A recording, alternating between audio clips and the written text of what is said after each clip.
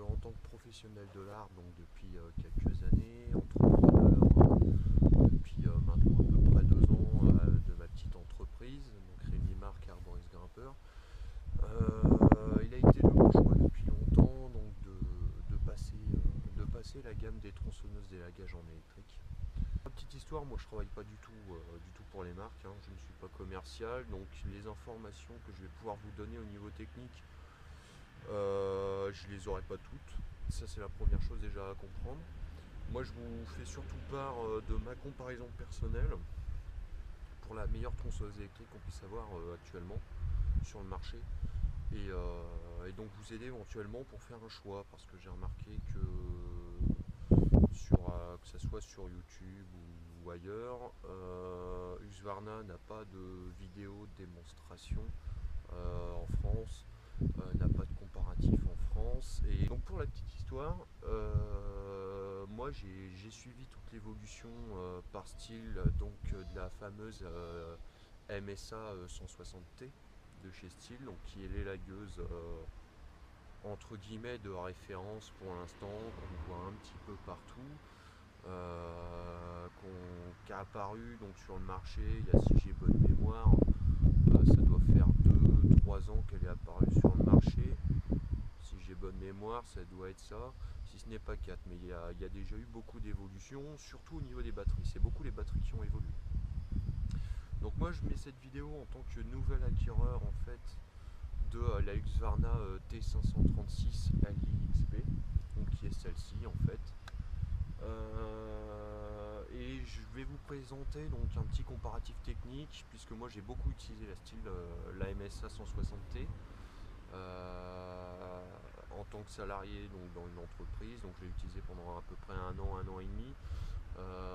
Et pour moi, m'installer, créer, on va dire mon parc électrique, j'ai attendu donc que Husqvarna sorte sa réponse pour rester en compétition avec la grosse marque Stihl. Voilà, c'est toujours un petit peu la course entre les deux, et du coup la comparaison est très intéressante.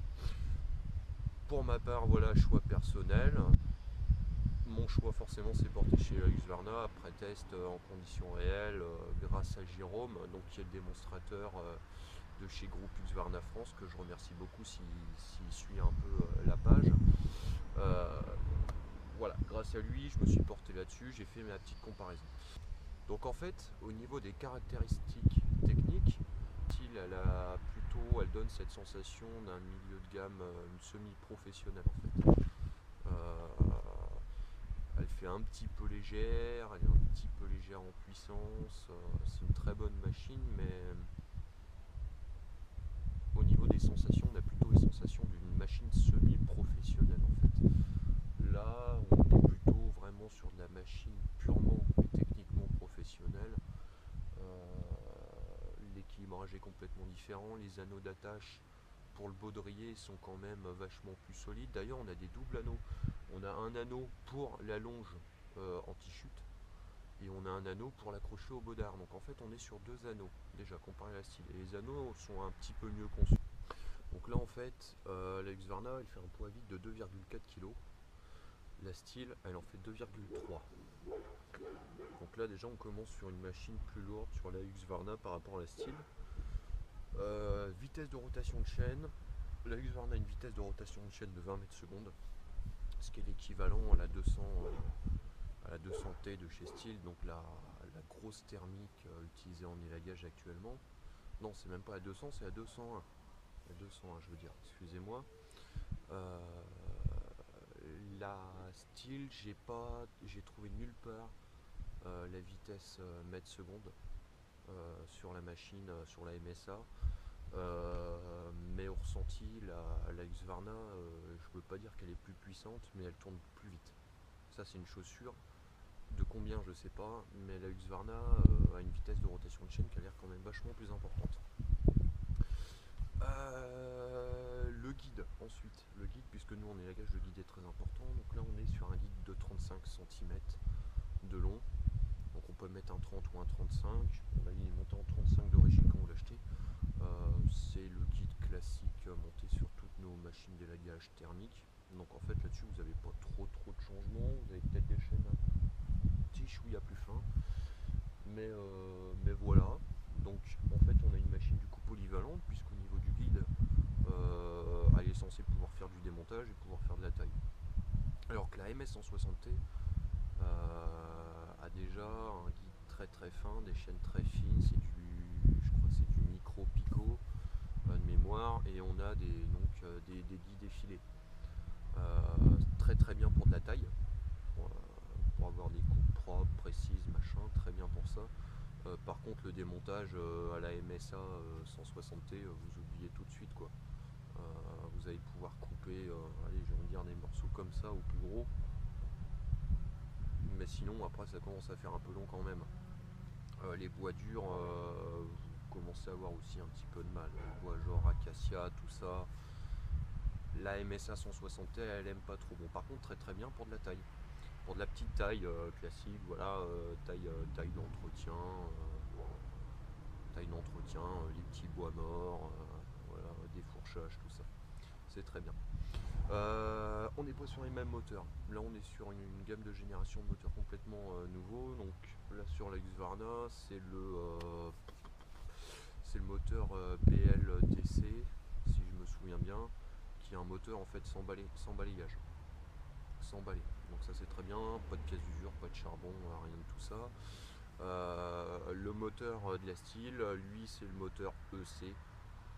EC qui on va dire est un moteur électrique assez performant mais un petit peu plus basique quand même. Donc on est sur deux conceptions complètement différentes. Les batteries, donc là on est sur quasiment les mêmes batteries. Donc là moi je suis montré en BLI 150. Si je me souviens bien, c'est bien ça le nom. BLI 150, c'est actuellement les batteries les plus, on va dire en batterie portative, hein, donc pas batterie à dos, ce sont les plus puissantes et celles qui ont l'autonomie la plus longue actuellement chez Husqvarna. Sachez qu'en septembre 2017 va sortir une nouvelle gamme de batteries. Bon, par contre, le prix TTC de la batterie, je crois, il y a plus de 300 euros. TTC de la batterie pour la nouvelle qui va sortir. Donc on est sur une batterie lithium 36 volts, donc ce qu'ils appellent la technologie Li-ion chez Husqvarna. Chez Steel, la batterie on va dire équivalente, ça va être la P300 qui est aussi une batterie lithium 36 volts. Donc voilà. Le poids de cette batterie sur la Husqvarna est de 4,2 kg. Le poids de la Steel est de 1,7 kg.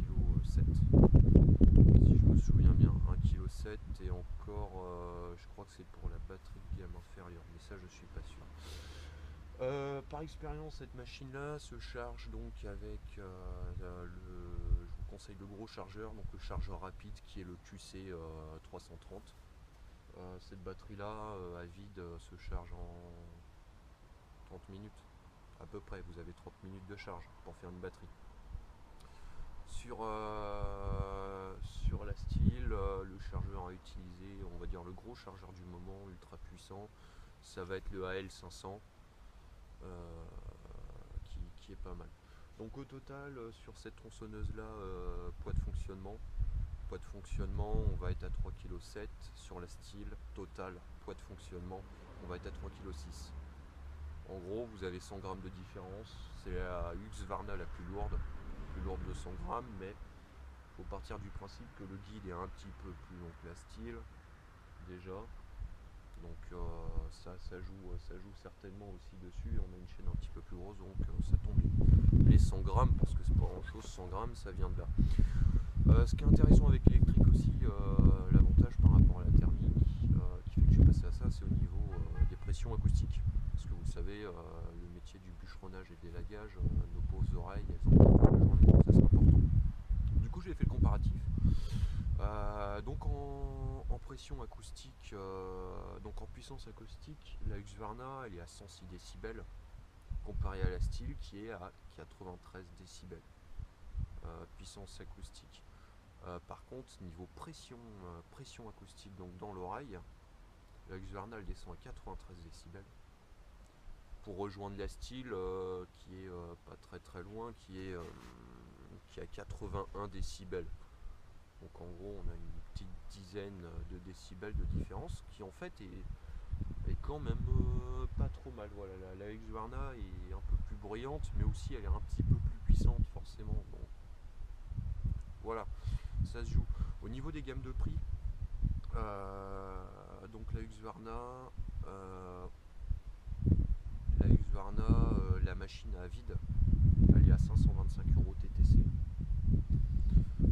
Comparé à la Steel qui tronçonneuse on va dire nue, donc sans batterie, sans chargeur, est à 459 € TTC. Donc la Husqvarna est plus chère sans les batteries. J'ai plus le détail des batteries parce que sur la facture j'ai pas forcément le détail et j'ai plus le catalogue de prix. Il y a votre concessionnaire qui a le catalogue des prix chez Husqvarna. Au total la machine, donc la Husqvarna, avec le chargeur le plus puissant qui existe actuellement, donc le QC330, les deux batteries, donc les BLI 150 qui sont les plus puissantes et la machine, donc on va dire le pack complet, deux batteries, chargeur, machine, on est à un total de 1000,84 € TTC. Donc voilà, ça c'est le prix de la Husqvarna. La Steel, sur le total, avec deux batteries, chargeur, machine, on est à 1206 € TTC. Le bilan, c'est que la Husqvarna est plus chère que la Steel. Par contre, il y a des choses un peu mieux finies. Voilà. Sur la Husqvarna, vous avez des griffes en acier, ce qui est quand même vachement mieux par rapport aux griffes plastiques de la Steel. On a une machine qui est beaucoup plus puissante, beaucoup plus polyvalente. On est sensible au niveau du poids. Bon alors voilà, c'est une question de choix. Personnellement, si vous voulez juste une petite machine pour faire de la taille très propre, de la petite taille sympa, je me porterai sur la Steel. Si vous voulez, pour comme moi, une machine on va dire plus polyvalente qui va vous permettre de faire aussi du démontage, portez-vous sur l'Husqvarna. Voilà, donc là c'est le bilan un petit peu du mélange de mes connaissances des deux machines pour avoir utilisé la Steel pendant plusieurs années et d'avoir donc testé cette machine Husqvarna. Donc voilà, à très bientôt dans nos arbres. La prochaine vidéo que je vais poster, je vais essayer de vous mettre un peu tout en fait, taille des montages. Je vais juste attendre pour faire un film qui fasse un petit peu plus beau. Parce que le temps de gris de la Picardie, c'est pas terrible. Donc voilà, j'espère que je vais vous avoir aidé dans votre choix. N'hésitez pas à contacter vos concessionnaires, à faire venir des démonstrateurs, essayez le matériel avant de l'acheter, c'est important. Et bientôt j'espère pouvoir découvrir, donc je vois que Makita a sorti une nouvelle machine et j'ai testé Pelec aussi qui est quand même moins polyvalent. A très bientôt et une bonne journée. Au revoir.